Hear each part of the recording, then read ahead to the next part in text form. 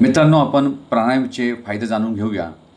प्राणायाम म्हणजे श्वासाचे नियमन शरीर आणि मन दोन्हीसाठी एक अमृत आहे.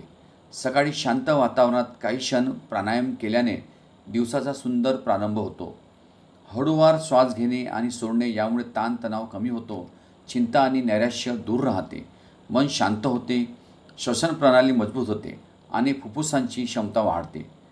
प्राणायामामुळे एकाग्रता वाढते, स्मरणशक्ती सुधारते, विद्यार्थ्यांना अभ्यासात लक्ष केंद्रित करण्यास मदत होते, तर काम करणाऱ्यांना ऊर्जा आणि उत्साह टिकून ठेवता येतो.